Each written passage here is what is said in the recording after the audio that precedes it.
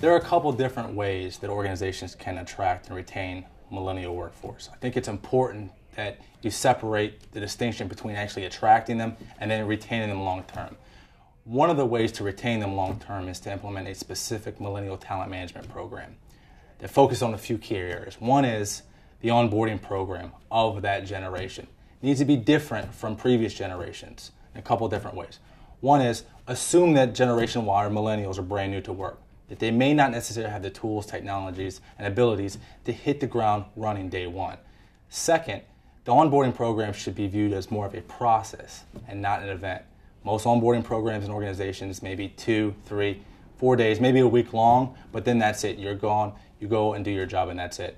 Millennials need more time to process the information they've learned, so consider spacing it out over the course of a couple of months. Maybe you have a week on, you go, you do some work assignments, and then you come back in a month or two.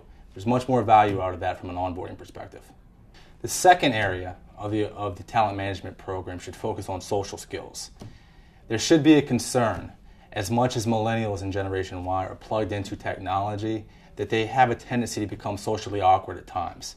It's really up to the organization to ensure that there are training opportunities, public speaking opportunities to avoid this. I see this all the time in the work that I do. Most millennials will prefer instant messaging folks right next to them or emailing a client rather than picking up the phone or going to see them in person.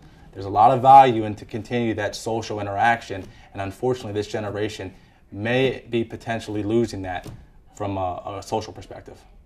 The third option to the program is what the industry and what I call reverse mentoring. We're all very familiar with what traditional mentoring means and what traditional mentoring programs look like. However, reverse mentoring is a little bit different. Reverse mentoring means that you have a younger employee, such as a millennial or Generation Y, actually mentor an older employee, such as a baby boomer or Generation X, on a specific subject. I always pick technology because it's the easiest to mentor older employees on. Very rarely do I find that executives in their 50s actually understand the value of Twitter, for example, right? Also consider that the value of reverse mentoring comes into play as some of these older millennials are now pushing into middle manager roles and will eventually have baby boomers and Generation X reporting to them in some fashion. So it becomes important from that perspective as well. And lastly, and most importantly, is probably implementing some kind of technology program that gives millennials access to the tools, technologies, processes, and resources they need to do their job.